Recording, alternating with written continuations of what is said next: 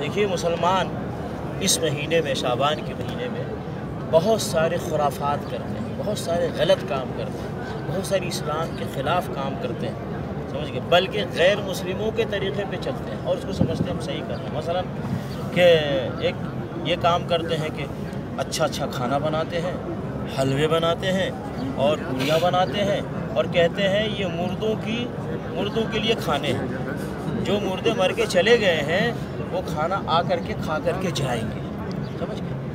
تو یہ کہاں اسلام میں ہے؟ نبی علیہ السلام دنیا سے گئے، اسی حجرے میں اماں عائشہ رضی اللہ تعالیٰ عنہ رہا کرتی تھی، کیا نبی صلی اللہ علیہ وسلم کے لیے کھانا تیار کر کے رکھتی تھی کہ نبی صلی اللہ علیہ وسلم قبر سے نکلیں گے اور کھائیں گے؟ ایسا کیا؟ یا وہیں پہ بیٹی رہتی تھی فاطمہ رضی اللہ تعالیٰ عنہ، کیا وہ کھانا تیار کر کے رکھتی تھی کہ ابھی میرے بابا آئیں گے اور کھانا کھا کر کے جائیں گے؟ ابھی جب ان لوگوں نے نہیں کیا نبی صلی اللہ علیہ وسلم کے لیے، تو ابھی یہ کہاں سے لے کر کیا ہے؟ ایسے ہی ابو بکر صدیق رضی اللہ تعالیٰ عنہ کی وفات ہو گئی اور اسی حجرے میں دفن ہو گئے نبی صلی اللہ علیہ وسلم کے ساتھ۔ عمر رضی اللہ تعالیٰ عنہ کی وفات ہوئی، وہ بھی اسی حجرے میں دفن ہو گئے نبی صلی اللہ علیہ وسلم کے ساتھ۔ عثمان غنی رضی اللہ تعالیٰ عنہ کی وفات ہوئی، اسی قبرستان میں دفن ہوئے ہیں۔ پھر علی رضی اللہ تعالیٰ عنہ کی شہادت ہوئی ہے عراق کے اندر، وہاں عراق میں ان کو دفن کیا گیا۔ کیا ان لوگوں کے لیے ان کے گھر والوں نے کھانا تیار کر کے رکھا اور کہا ان کے بوڑھے آئیں گے کھا کر کے جائیں گے؟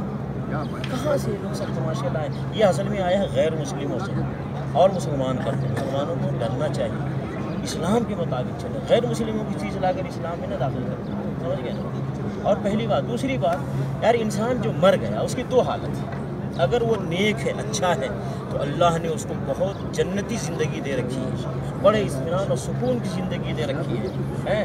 وہ دنیا میں کیوں آئے گا؟ دنیا میں کیوں آئے گا؟ بھائی آرام اور سکون کی زندگی جو گزار رہا ہو، وہ اس آرام اور سکون کی زندگی چھوڑ کے کیوں آئے گا دوسری جگہ؟ تو جنتی زندگی اور اطمینان اور سکون کی زندگی میں رہنے والے اس دنیا میں کیوں آئے گا تمہارا کھانا کھانا؟ پہلی بات۔ دوسری بات، جو عذاب کی زندگی میں ہے، تکلیف کی زندگی میں ہے، جہنمی زندگی میں ہے، اللہ کی پکڑ میں ہے، ابے اللہ چھوڑے گا ہی نہیں اس کو، تو آئے گا کیسے تمہارا کھانا کھانا؟ اس کو چھوڑے گا کون؟ اللہ نے تم کو عذاب میں اس کے اوپر مسلط کر دیا ہے، وہ عذاب کی زندگی میں ہے، اس کی روح کو چھوڑے گا کون؟ کیا وہ دنیا کا جیل ہے، دیوار تڑپ کے آ جائے گا؟ یا کوئی وہاں پہ چپراسی بیٹھا ہے، پولیس بیٹھا ہے، اس کو کچھ گھوس گھاس دے کر کے بابا میں گھر جا کے کھانا کھا کے آتا ہوں، ایسا کرے گا کیا؟ تو جو تکلیف کی زندگی میں ہے اللہ تعالیٰ اس کو چھوڑے گا ہی نہیں، وہ سخت کسٹڈی میں ہے، سخت پکڑ میں ہے، وہ کیسے آئے گا؟ تو یہ سارے تماشے ہیں۔ اور ایسے ہی اس مہینے میں لوگ چراغ جلاتے ہیں، گھروں کو روشن کرتے ہیں، اور یہ بھی غیر مسلموں سے آیا، اسلام میں ایسا کچھ نہیں، سمجھ گئے؟ بلکہ مسلمان، بہت سارے افسوس کی بات ہے، اپنے آپ کو مسلمان کہتے ہیں، اس شعبان کے موقع پہ لوگ راستوں میں گھومتے ہیں، پھرتے ہیں، موٹر سائیکلیں لے کر دوڑاتے ہیں، پٹاخے چھوڑتے ہیں اور اسلام کی بدنامی کا ذریعہ بنتے ہیں اور خود بے عزتی کا ذریعہ بنتے ہیں اور غیر مسلموں کو غلط میسج دیتے ہیں اور لوگوں کو تکلیف دیتے ہیں، سڑکوں پہ گھوم کر کے، روڈوں پر جلوس نکال کر کے پٹاخے چھوڑتے ہیں۔ کیا اس سے اور لڑائیاں جھگڑے اور فساد ہوتے ہیں؟ یہ کون سا اسلام ہے؟